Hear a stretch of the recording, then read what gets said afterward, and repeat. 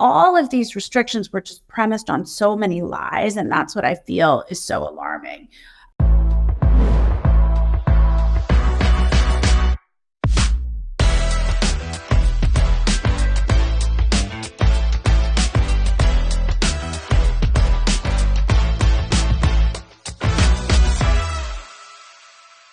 Hello, this is Rebecca Hardy coming to you with another episode of Shot Callers. Today I am joined by Jennifer Sey, and I am going to let her kind of introduce herself. And Jennifer, how about you just set the scene for the people that are watching and listening? Who are you? Where were you? And what were you doing in early 2020 before the pandemic? Yeah, in early 2020, before the pandemic, I was a longtime employee at Levi, Strauss and Company. And then actually through most of the pandemic, I was as well. I had worked there for, close to, I think, 20 years at the beginning of the pandemic.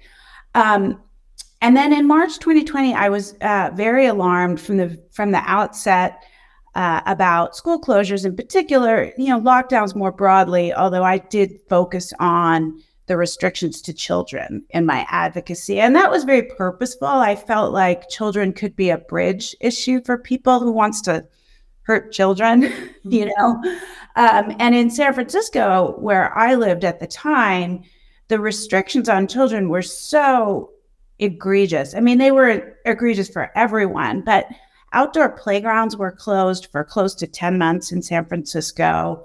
Even as things like golf courses and tennis courts began to open, skate ramps were shut down, basketball courts. So basically anything that children accessed those things were closed for the longest. And there just seemed to be this extreme paranoia around children as these disease vectors.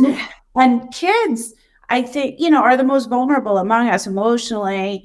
And they don't really have a voice. I mean, they can't vote, and I think they're very inclined to want to please the adults around them. And, there's a part of my story as a child, which I'll get to in a second, that really kind of kept speaking to me over time, that, children are going to try to do what is asked of them, even if it is harmful to them.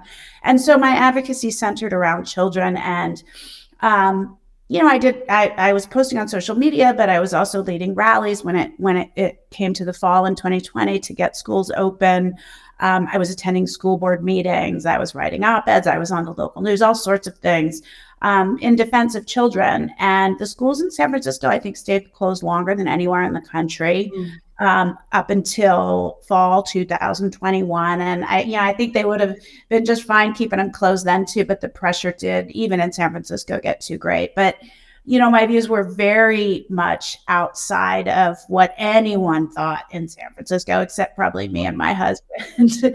And we were really ostracized by our friends, and ultimately left the city so that our kids could attend school. And ultimately in the spring of 22, I left Levi Strauss and Company because there was, pretty significant conflict internally. I'm not going to focus on that too much right now, but would love to talk about the impacts to the children ultimately, because in the end, despite the fact that we were all vilified as parents that did stand up, we were absolutely right. And those facts are playing themselves out right now. Yeah. So what was the impetus for you being so vocal? You alluded to that.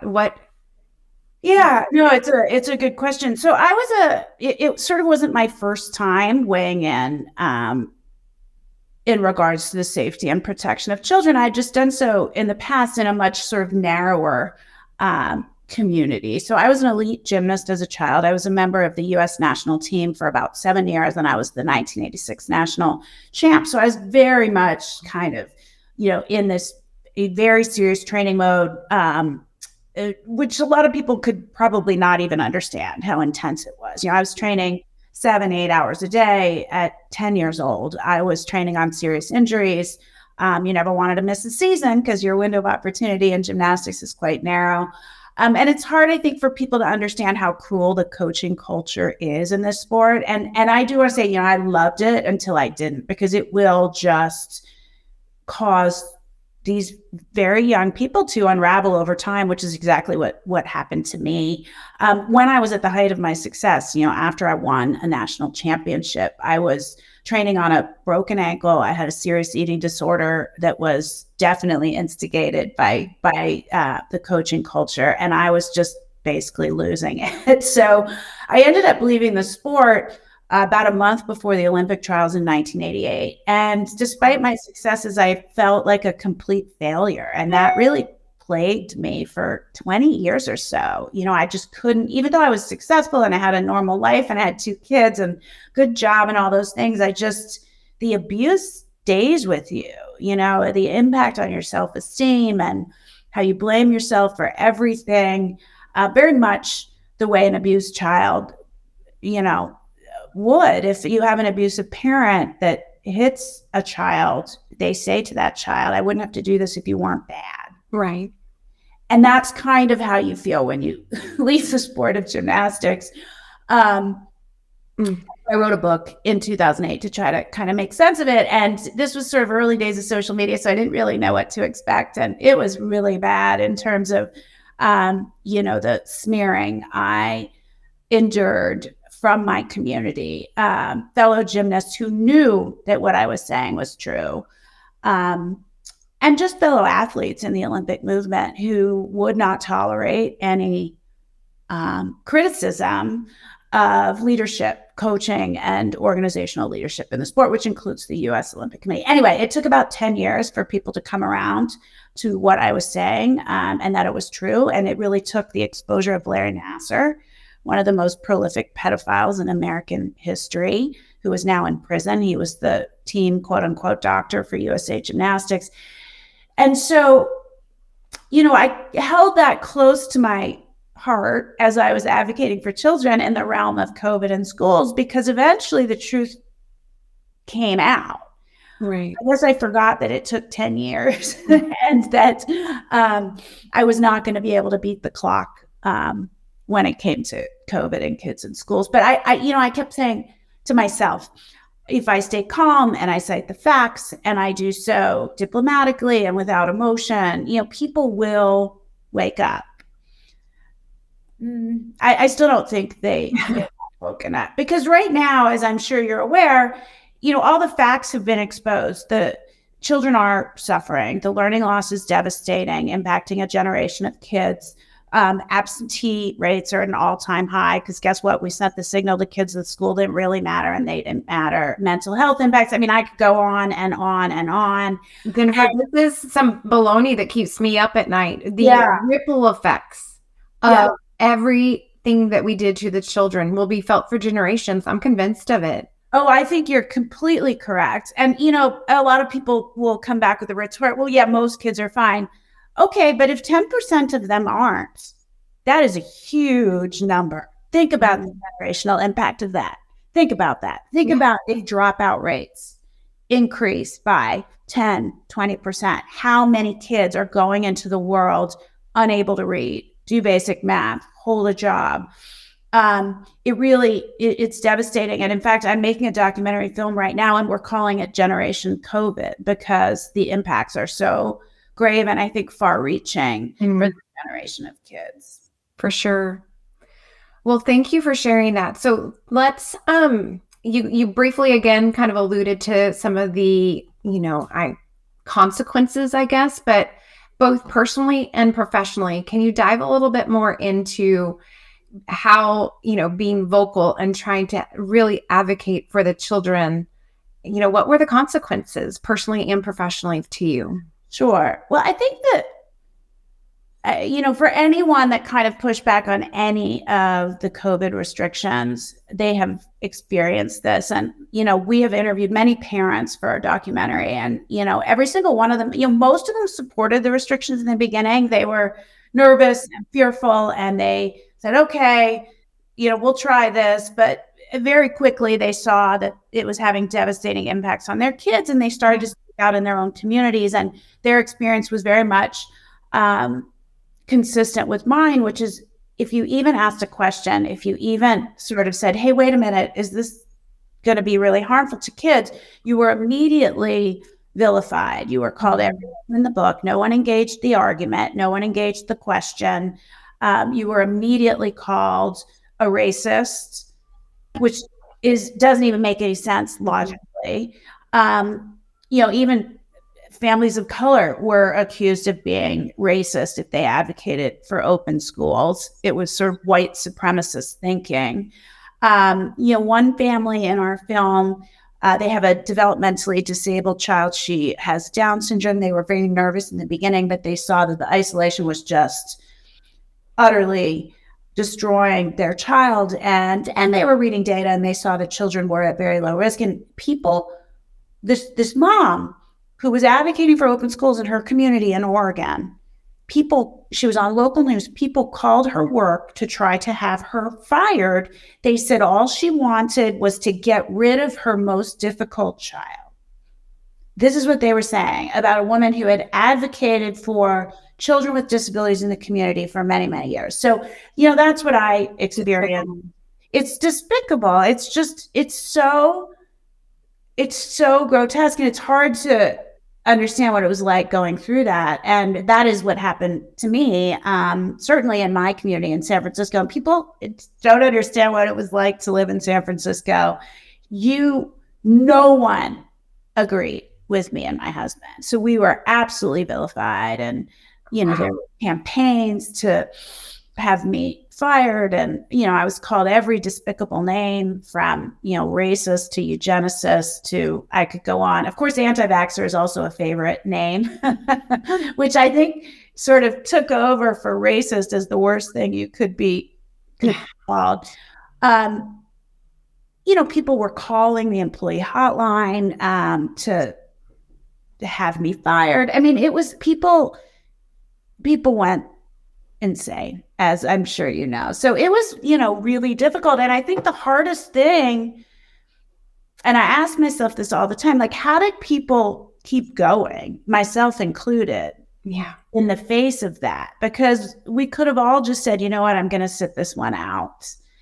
And there was something in me that would not allow that. I don't really know what it was. I mean, you sort of have to have the ability to sort of see with clarity what is happening and read the data and stay calm despite the misleading headlines. Secondly, you have to be willing to then say what you're seeing and endure the smearing. So those are two separate groups of people. There's lots of people that saw it that didn't want to say anything. That's exactly right. And I don't know. Most people would rather stand with the group and the safety of the group than stand up and do the right thing. And I don't know what it is. I know for me, what really helped was that my husband and I were in agreement. So we could look each other in the eye and we could say, no, we're not crazy. That's right. We aren't the crazy ones. And I feel very grateful that I had that, because I certainly know couples that were at odds on this issue. And I can't imagine how difficult that would be. Well, and let's be clear, that's basically the, playbook of Big Pharma, is to pit spouse against spouse, neighbor against neighbor, friend against friend, family member against family member, communities against communities. That's the playbook. This, this division, that they're banking on it.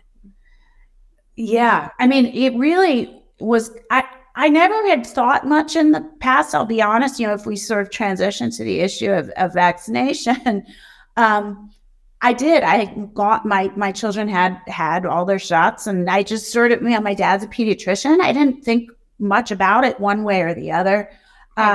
There was certainly a community in the Bay Area of kind of hippie type people that were billed as anti-vaxxers. I didn't think about that too much. I didn't care if they were or they weren't. I just didn't really think about it. It wasn't really on my radar. But let's be clear, the vaccine issue, even just 3 years ago, just did not have the religious fervor that it has today. Yeah, and exactly. And I praise you for not caring about other people's vaccine status, because, shocker, that's the way it should be. Yeah. And I mean, I certainly anyway, yeah, like I said, my dad is a pediatrician, or was. He's retired, so obviously a fervent believer. And I just, like I said, didn't think about it all that much. But one thing that is really interesting to me is that relatively small community in the Bay Area of women, I would say primarily, who were considered anti-vaxxers, although that term didn't have quite the sting that it carries now. I think those people all rushed to get that, like they reversed all their priors when it came to COVID. It sure seems like. I mean, the Bay Area, I think, has the highest rate of child vaccination in the country. It's still pretty low. But it's interesting. Yeah, it's interesting. So I do find it was some sort of PR campaign to make anti-vaxxer the worst thing in the world you could be called. I mean, that was an unemployable name. That was, if you were billed as that, and I would say it still is true to this day, you were considered not worthy of consideration, empathy, kindness. I mean, I saw a social media post this morning about Mary Lou Retton, former gymnast and Olympic champion, who I know from my childhood. And she's in the hospital. She's very ill. Yeah. I don't really know what's happening. But of course, somebody was like, oh, I bet she's unvaccinated. As if that even has anything to do. We don't know what's wrong with her. We don't know anything. Yeah. So it still seems to carry the weight that was kind of cemented during COVID, even though most policies have been reversed around vaccine requirements. Well, we are sure working hard during this current special session to ensure, because, like it or not, in Texas, I mean, I'm still getting, this is still my number one phone call that I'm getting weekly, is that people are still dealing with COVID mandates at their jobs. And it's, in Texas. So, and I have the perspective that I'm a 6th generation Texan. Like I grieve with how restricted we were, but I definitely have the clarity that it pales in comparison to what others like yourself went through in other states. I understand that, but it still breaks my heart what we've all been through. Yeah, no, it's interesting you say that, because, this film that I'm making, the documentary, we initially had the thought of kind of comparing the experience in California versus Florida.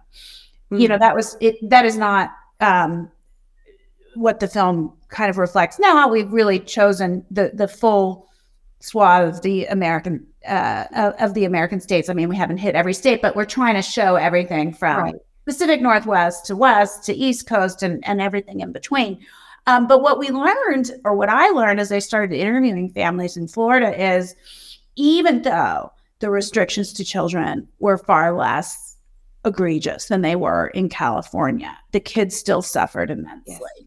Even with only 3 months of school closures, even though schools opened in the fall of 2020, they opened with really rigid restrictions that were very harmful and impactful emotionally and from a learning and development standpoint to many, many children. So again, we failed to protect children.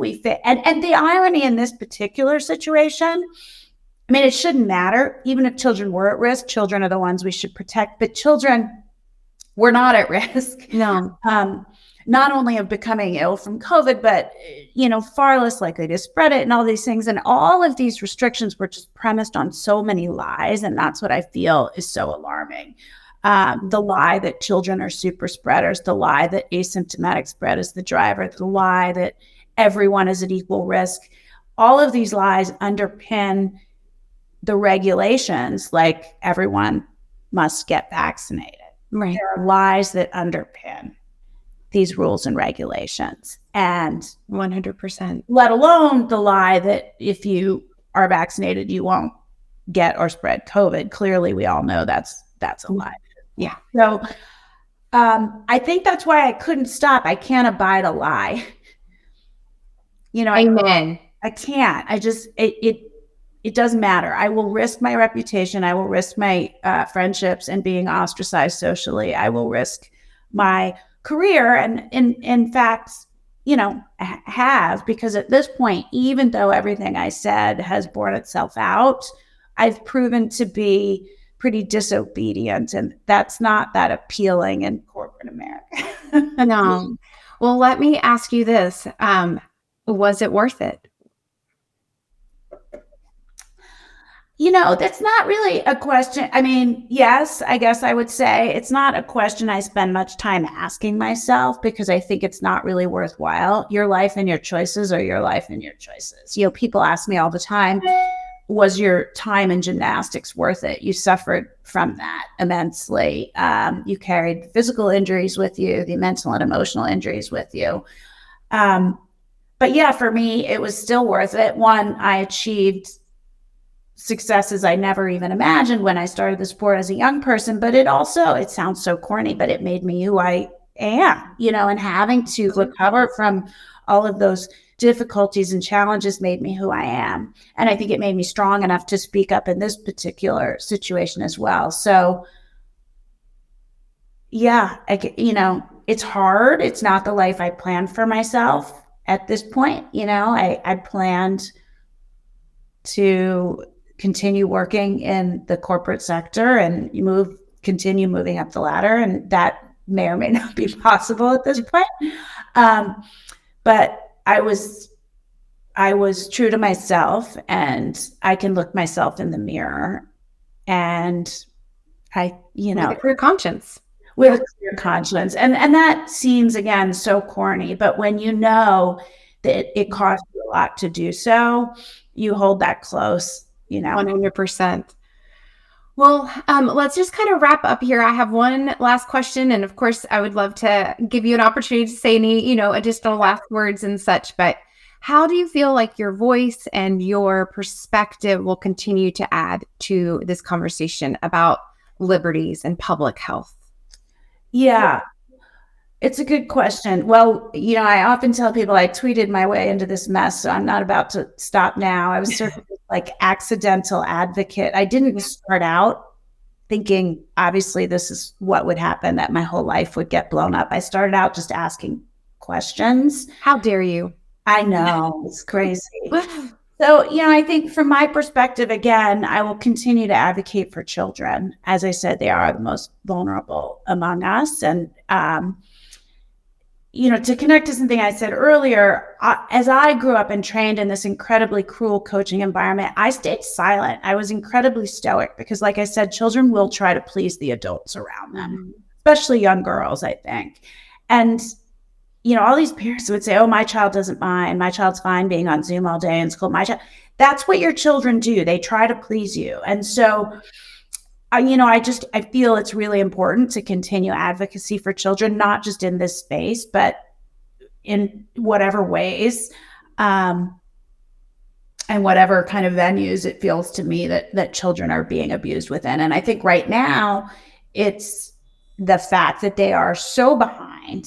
They have suffered so much. The educational impacts, the mental health impacts. And I don't see us collectively coming together to do anything to remedy that situation. So that's really what the film is about, is to call attention to that and hopefully drive some action, because we can help these kids. It doesn't have to be a disaster, but right now we're on the path to disaster, I think, unfortunately, because there are no interventions being performed to help these young people get back on track. But I think beyond that, obviously what animates me is when there is a lie that we are being told we have to further in order to be good standing members of society. And I just won't do it. No matter what the issue, I will ask questions. I have a bigger kind of platform now. And I do think courage begets courage. So I think there are a lot of people that sit quietly. They see what we see. They know it's wrong, but they don't want to take the risk in speaking up or standing out. And the book that I wrote called Levi's Unbuttoned was really just an exhortation to people to stand up and speak out. You don't have to blow up your life, but you can ask questions in your everyday life. Because I think we're the majority, the folks just sort of with common sense that want to ask questions, that don't want to have to abide lies and live according to lies. I really think we are the majority, but there's just a lot of people that stay quiet. So I guess my energy is going into not the sort of most fervent 5 or 10% that you're never going to change their minds, but those that are quiet and kind of thinking the same things that we are, but are too afraid to stand up. Because I found within gymnastics and my advocacy there were a lot that were quiet. They knew that what I was saying was true. But until that moment, that big thing happened with Larry Nassar, they were not willing until they felt there was a big enough group to stand. So I think we have to keep pushing until they feel comfortable, because we need them in the fight with us. We do. Well, I just want to commend you for your courage. I am remotivated myself. I love doing these interviews and hearing everybody's journey on, what brought them to this place. And I just want to commend you for your courage, commend you for your voice and using it. And it is, I love the way you phrase that, courage begets courage. And so I just thank you for coming on and sharing your voice with us. And are there any last thoughts or? No thoughts. Thank you so much for having me. I'm discouraged every day to hear how difficult, even in places like Texas and Florida, it has been. So keep up the good fight. We will. Thank you so much for joining us today, Jennifer. Thanks for having me. Yes.